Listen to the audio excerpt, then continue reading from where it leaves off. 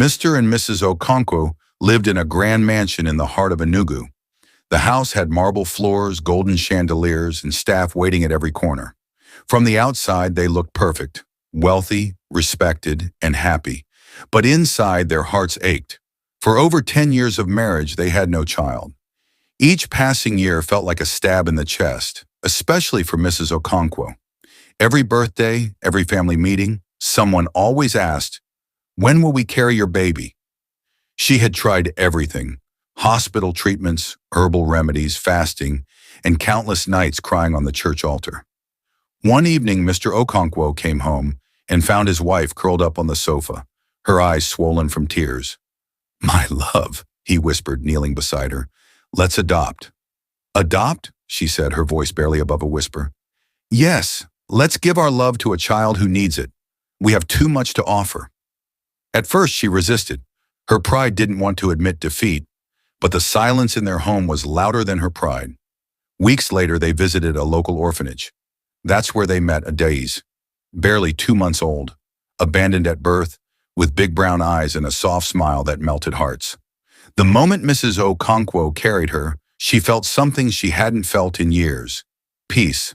They took her home, dressed her in the finest clothes, and called her Daeze Chinyere Okonkwo, meaning daughter of the king, God's gift. And for the first time in years, their house echoed with laughter again. Daeze grew into a beautiful, intelligent girl. By the time she was 5, she could read fluently, sing worship songs, and greet elders with the sweetest respect. Everyone who met her praised her manners. Mrs. Okonkwo loved her deeply. She would show off Adasi's report cards, enroll her in ballet classes, and take her shopping every weekend. "You're my angel," she would whisper at night while brushing Adasi's hair. "God gave you to me." Mr. Okonkwo was proud too. Every time he returned from business trips, he brought Adai's gifts from London and Dubai. "Anything for my princess," he would say. The maids adored her. The driver often said, "Adais acts like a real queen, so calm and mature." But just when life was finally perfect, something unexpected happened.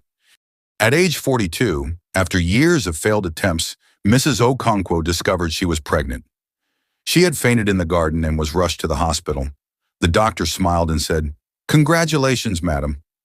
You're carrying a baby." She laughed, then cried, then laughed again. It felt unreal. The entire community celebrated. Her friends danced around her. Church members called it divine. Even the pastor came for a special anointing service. When the baby boy was born, he was named Chima. God knows. But from that day on, things began to change. Mrs. Okonkwo slowly withdrew from Adaize. The hugs became fewer. The compliments vanished. She now poured all her love into Chima. Adaize noticed. She would try to help feed the baby or rock him to sleep. "Leave him alone," her mother would yell. "I just want to help." "You've helped enough. Go read your books." She was just 7, but she felt the shift deeply. Mr. Okonkwo was too distracted by the joy of his new son to notice the growing coldness. Soon, Adais stopped smiling as much. As Chima grew, Adaize's life became harder. Her room was moved from the main house to a servant's quarters behind the kitchen. Her clothes, once new and colorful, were now hand-me-downs from the maid's daughters. She was no longer allowed to eat with the family. "You eat in the kitchen now," her mother said coldly. "But why, Mummy? You should be grateful we even kept you." That line hurts more than any slap. Worse, she was turned into a house help. She swept, washed plates, ironed school uniforms, and even cleaned Chima's poop when the nanny was away. She bore the humiliation in silence, but Chima loved her. Whenever he was sick, he called for Adais. Whenever he cried, her voice calmed him. That only made their mother more furious. "Stop turning my son against me," she screamed one day after Chima refused to eat unless Adais fed him. "I didn't do anything. He just loves me," Adais cried. "Then stay away from him," even the maids whispered behind her back. "She used to be the madam's jewel. Now she's treated like a slave."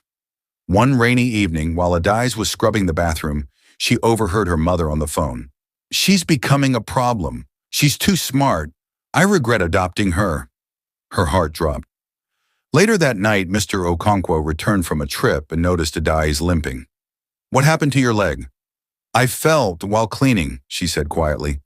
You shouldn't be cleaning. That's the maid's job. Her mother quickly interrupted. She insisted.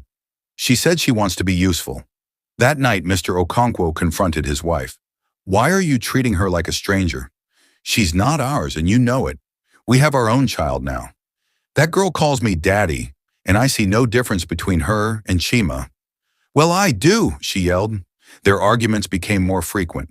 Adiz became more silent. She stayed longer in school, sat alone during meals, and only smiled when Chima hugged her. Then came the day that broke everything. It was Chima's 6th birthday. His school gave him a trophy for best in mathematics. Mrs. Okonkwo was proud. We must celebrate, she said, unusually cheerful. I will cook myself.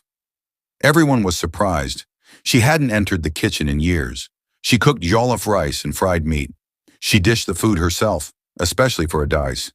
It was the only plate that looked different, extra meat and pepper.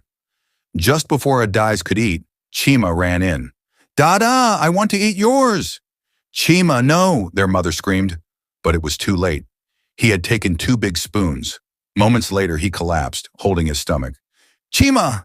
Chima! His mother screamed. The driver rushed him to the hospital. He died on arrival. The doctor shook his head and said, There's poison in his system. Back at the mansion, chaos broke out. Mrs. Okonkwo turned to Adiz. You killed my son, you witch! No, I didn't do anything, I swear. The maids looked at each other nervously. Maman Kichi, the elderly cook, stepped forward. Sir, Madam told everyone to stay out of the kitchen today.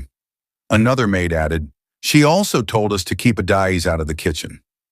Mr. Okonkwo stood silent. When they searched the kitchen, they found a small bottle of rat poison hidden behind the sink. Mrs. Okonkwo fainted. When she woke, she broke down. I didn't mean to kill him.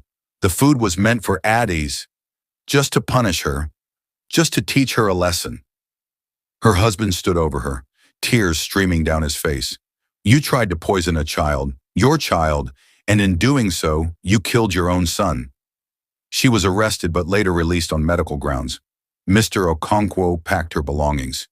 You are no longer welcome in this house. Leave. After Chima's funeral, the house was quiet. Adiz stayed in her room for days, refusing to eat. I should have died, not him, she cried one evening. Mr. Okonkwo held her. No, my child, you are meant to live, and I failed you by keeping quiet for so long. He signed new papers, legal adoption documents. She was now fully his daughter. Years passed. Adiz became a lawyer. She founded a home for abused girls and orphans. She named it Chima's Light. At the opening ceremony, she stood on stage, her voice calm but powerful. I was once unwanted, unloved, and almost killed, but today I stand strong, not because I never fell, but because love caught me before I broke.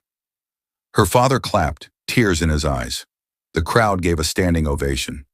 She was no longer the adopted girl. She was a survivor. The child she tried to kill became the woman who healed others.